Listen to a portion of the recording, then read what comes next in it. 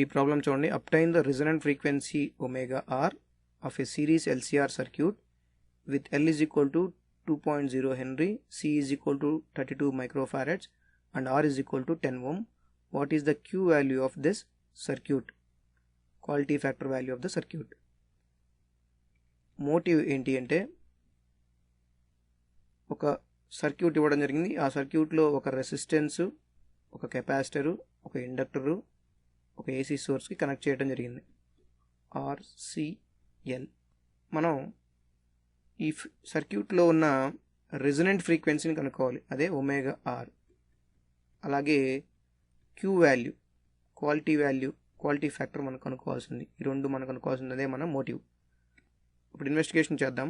ఇచ్చిన క్వాంటిటీస్ ఏంటి అంటే inductance is equal to 2 henry, అలాగే capacitance is equal to 32 microfarads, అంటే 32 × 10⁻⁻6 ఫారెడ్స్. అలాగే resistance R is equal to 10 ohm ఇవ్వడం జరిగింది. ఇప్పుడు రిజాల్వ్ చేద్దాము. Resonant frequency omega R is equal to 1/√LC, that is equal to 1/√. L value వచ్చేసి 2, C value వచ్చేసి 32 × 10⁻⁻6, that is equal to 2 × 32 అంటే 64. 64కి route ఏంటంటే 8. 1/8 × 10⁻⁻3 లేదా 1000/8 రాసుకోవచ్చు. దీని వాల్యూ వచ్చేసి 125 హెర్ట్జ్.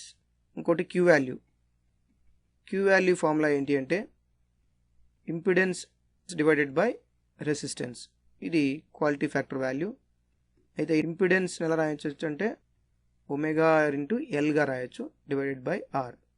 ఇక్కడ ఒమేగా ఆర్ వచ్చి 125 ఇంటూ ఎల్ వచ్చేటప్పటికి 2 డివైడెడ్ బై ఆర్ వచ్చేటప్పటికి 10. 2 1s 2 5s 5 25s, that is equal to 25 is the Q value.